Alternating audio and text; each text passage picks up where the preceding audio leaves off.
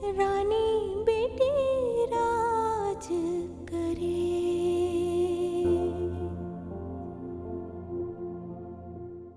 सौ झगड़े हो जाते हैं घरों में, लेकिन इसका मतलब ये तो नहीं कि इन छोटे छोटे झगड़ों को जंगों में तब्दील कर दिया जाए। अगर ससुराल वाले मैके वालों की बेइज्जती करें, उनकी मजबूरियों के अफसाने बनाएं, उन पर इल्जाम लगाएं, तो ये भी तो बर्दाश्त नहीं होता अम्मी। एक बात कान खोल कर सुन लो राहिला, शौहर का घर छोड़कर मैके आ बैठने वाली लड़कियों की कोई इज्जत नहीं होती। बेहतर यही है कि तुम अपने घर चली जाओ, वरना मैं तुम्हें खुद छोड़ कर आऊंगी। ये अदनान फोन क्यों नहीं उठा रहा है? या अल्लाह रहम कर, मेरी राहिला का घर बर्बाद होने से बचा ले मेरे मौला। है गुड्डू बहन, माफ करना, बेटियां तकदीरों से नहीं तदबीर से आबाद होती हैं। मेरी बेटियों को तो हमेशा तकदीर ने ही धोखा दिया है, वरना मैंने तो हर तदबीर करके देख ली है। साफ बात है, मुझे तो पहले दिन से ही रायलर के ससुराल वालों की नीयत सही नहीं लगती थी। अरे सास आ जाती, सास नहीं आ सकती थी तो बेटे को भेज देती रस्म निभाने के लिए। अरे अदनान के आने के बाद कोई कसर रह गई थी? राहिला को चले जाना चाहिए था, खामखा की जिद लेकर बैठ गई है। गुड्डू बहन, ऐसे क्या हो गया जो राहिला अपना बसा बसाया घर उजाड़ने को बैठी है? बात ऐसी तो कोई बात नहीं हुई।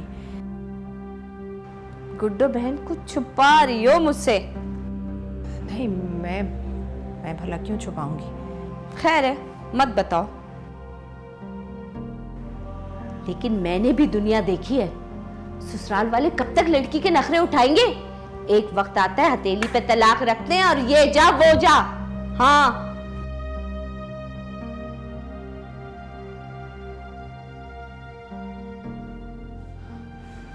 खुदा ना करे राहिला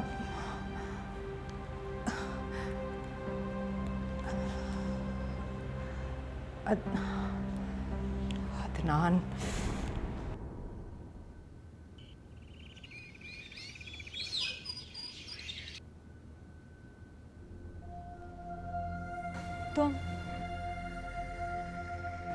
तुम यहाँ क्या लेने आए हो?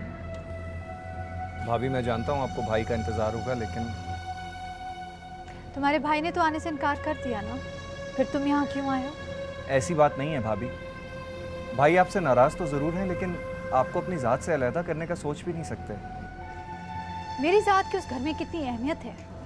उस घर में तो सिर्फ रईसा बेगम का काला कानून चलता है। भाभी, ये गलत बात है। आप इस तरह मेरी अम्मी के मकाम, उनके एहतराम और उनके तकद्दुस को काला कानून नहीं कह सकते। ऐसा ही है, और तुम मुझे ज्यादा समझाने की कोशिश ना करो। यकीन नहीं आता कि एक शख्स जो 8 साल अपनी ज़िंदगी बर्बाद कर चुका हो मोहब्बत में, वो मोहब्बत मिलने के बाद ऐसा रवैया भी रख सकता है। भाभी, वो घर और उस घर में रहने वाले सब लोग आपके अपने हैं।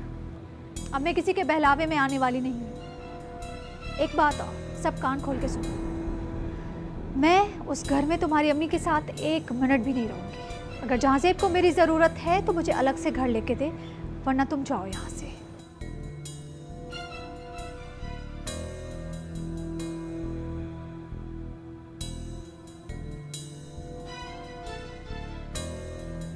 आओ, जाते हैं मुझे समझाने के लिए।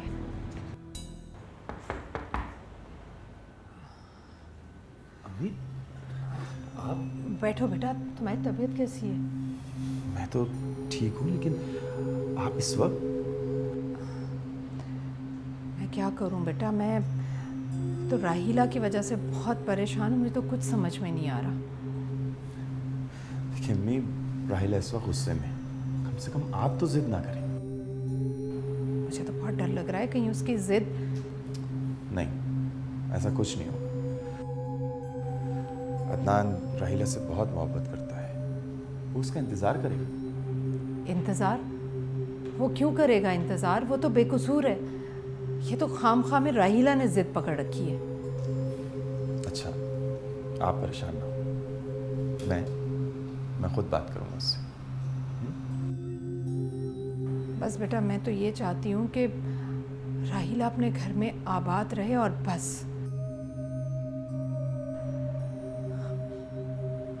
तुम आराम करो, खामखा मैंने तुम्हें परेशान किया बेटा।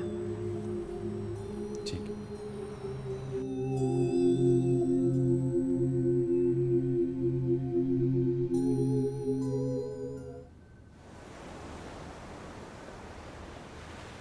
अम्मी, अगर सना भाभी अलग घर मांग रही हैं तो ये उनका हक है। तो अदनान, मेरा क्या हक है? हर वक्त रोना, आंसू बहाना, या हर वक्त परेशानी और फिक्र में घिरे रहना? सुनाकर अलग रहना चाहती है तो जरूर ले, मुझे कोई इतराज नहीं है। लेकिन ये राहिला किस चीज की सजा दे रही है हमें? अम्मी, राहिला को कोई प्रॉब्लम नहीं है, वो आपको और इस घर को नहीं छोड़ना चाहती। फिर क्या चाहती है वो? अब तो शन्नो भी चली गई है, रसिया भी इस घर में नहीं है, तो किस जुर्म की सजा दे रही है हमें? बस तुम मुझे लेके चलो उसके पास, मैं उससे दो टोक बात करके पूछना चाहती हूँ, उसको लेकर आना चाहती हूँ। आपकी तबीयत थोड़ी बेहतर हो जाए तो मैं आपको ले जाऊंगा उसके पास, लेकिन फिलहाल आप जहाज़ेब भाई को मनाएं और उन्हें अलग घर कर दें। मैं उसे अलग घर लेकर नहीं दे सकता। भाई, तुमने सना से बात की? जी भाई। भाई, सना भाभी अगर अलग घर चाहती हैं तो ये उनका हक है। जहाँ ज़ेब सना अगर अलग रहना चाहती है तो मुझे कोई इतराज नहीं है, लेकिन एक बात है, उसे रजिया से अलग रहना पड़ेगा। नहीं माँ, मैं उसका कोई मुतालबा तस्लीम नहीं करूंगा। I am sorry.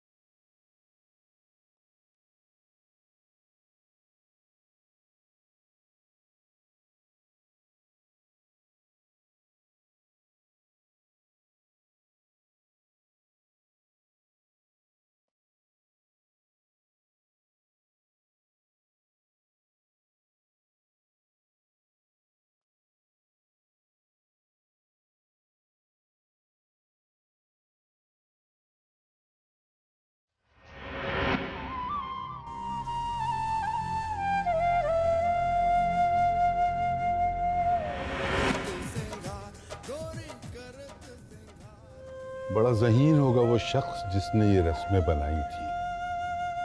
क्यों? क्या हुआ इन रस्मों को? शादी जिंदगी में रंग भरने का नाम है। क्या तुम्हें नहीं लगता कि लड़की को पीले रंग में डुबोकर यह बताया जाता है कि खुशियों की पहली सीढ़ी अपने रंग को पीलाहट में छुपा देना। जर्द रंग हम औरतों की खुशियों का महवर होता है रफाकत, और इस रंग में रंगने के लिए हम औरतें न जाने कैसे कैसे फीके और रंगीन सपने देखती हैं, मगर तुम नहीं समझ सकते। चलो अब अपना मूड ठीक करो, नॉर्मल हो जाओ। हाँ।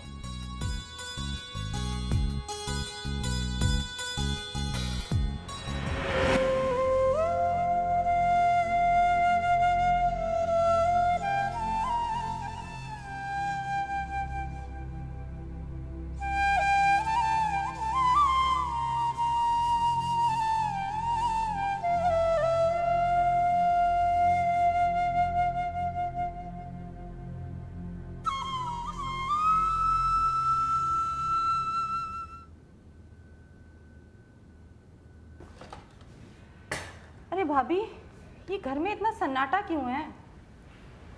इंशाल्लाह सब ठीक हो जाएगा।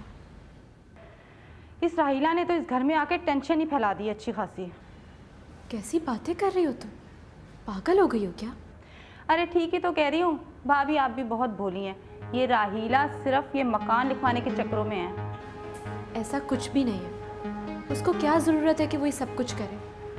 ये मकान तो है ही उसका, और अम्मी जी के बाद ये मकान तीनों बेटियों के नाम ही तो होगा। अरे तो आप तो फिर यूं ही रह जाएंगी ये खिदमतें करती हुई? मतलब कहना क्या चाहती हो तुम?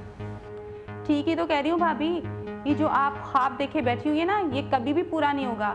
राहिला ये मकान ले उड़ेगी। नरगिस, तुम होती कौन हो हमारे घर के मसाइल डिस्कस करने वाली? पागल हो गई है। हाँ, दिमाग खराब हो गया है मेरा, जो हर बात मुंह पर और साफ साफ करती हूँ। तुम लोगों की तरह प्लानिंग्स नहीं करती हूँ मैं। अरे राहिला बीबी, जाओ अपनी अम्मी से कहो कि ये मकान तुम्हारे नाम लिख दे और जाओ यहाँ से। तुम पागल तो नहीं हो गई? मुझे मेरे घर से निकाल रही हो? भाई अच्छा खासा सुकून से हम रह रहे थे यहाँ, तुमने आते ही अच्छी खासी टेंशन डाल दी है। हाँ, इसके मजाल तो देखो, मेरे माँ बाप के घर से मुझे ही निकलने को कह रही है। वैसे राहिला, एक बात कहूँ, जो लड़कियाँ यूं अपना घर छोड़ के मैं के आके बैठ जाती हैं, उन पे तो राह चलते भी तानाकशी करते हैं।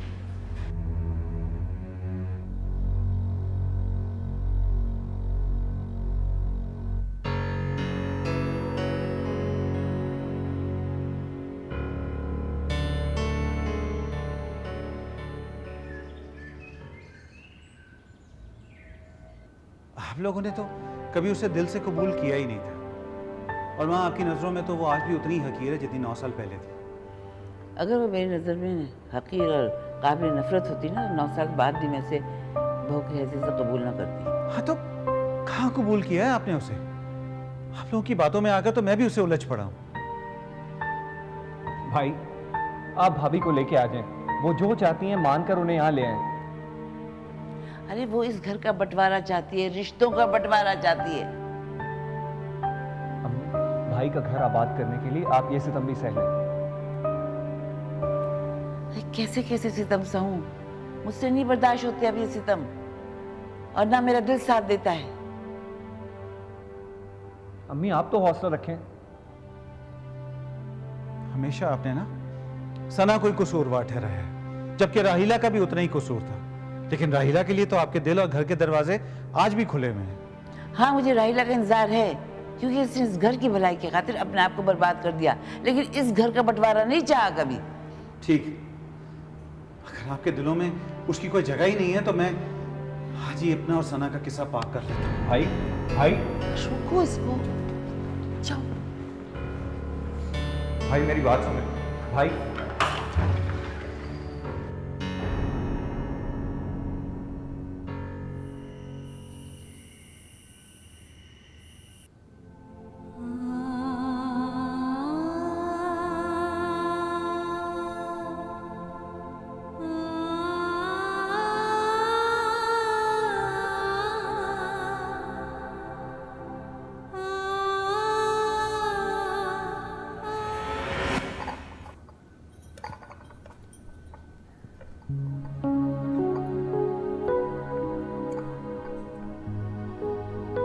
अम्मी चाय।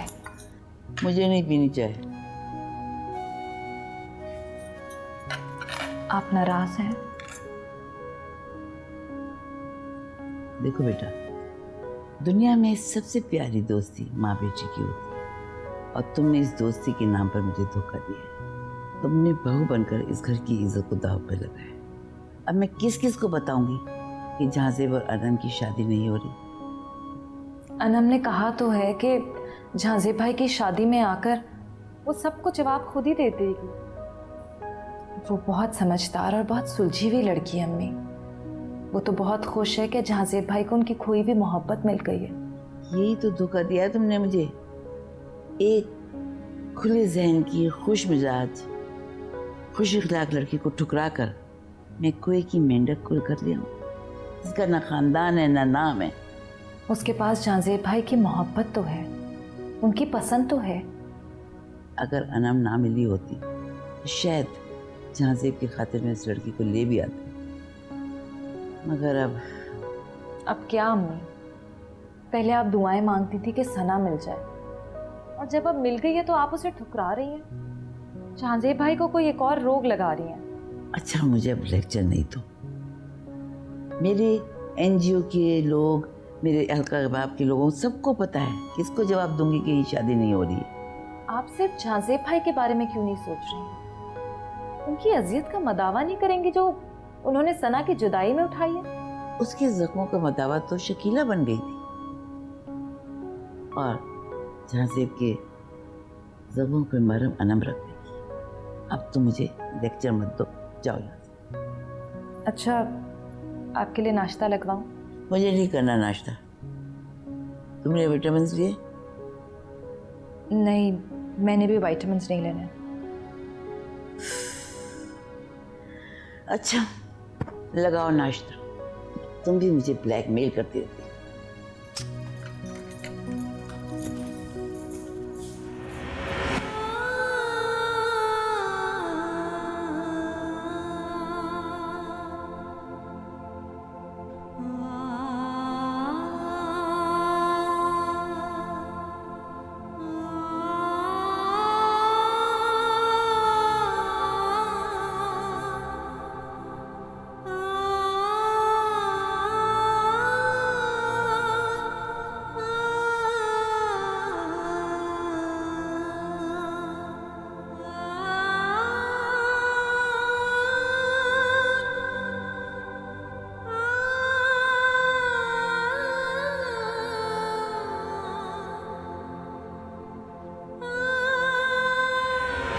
तुम्हें अगर कोई गलत फहमी हुई भी थी तो मुझसे कहती। इस तरह घर की बहुओं को धींगा कुश्ती जेब नहीं देती।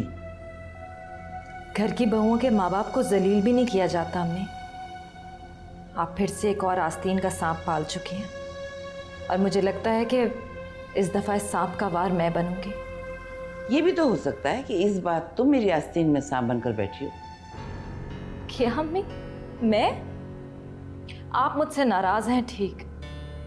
आपके और मेरे दरमियान गलत फहमी हुई अम्मी, वो भी ठीक। मैंने आपसे माफी मांगी, फिर भी आपने मुझ पे शक किया। मगर आपको मैं सांप की फितरत की लगती हूँ अम्मी? ये मैं नहीं सोच सकती थी।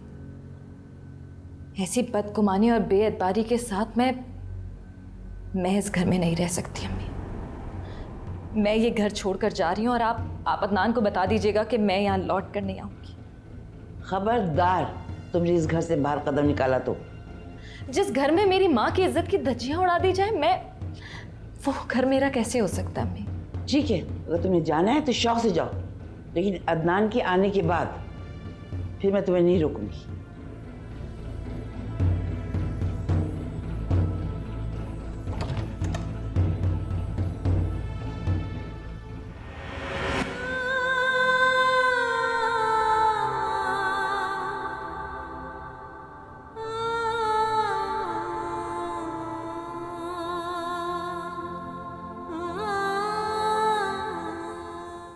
हाँ भाभी, आप सबके दरमियान रहकर, आप सबकी एक दूसरे के लिए कुर्बानियाँ देखकर मुझे भी जीना आ गया है।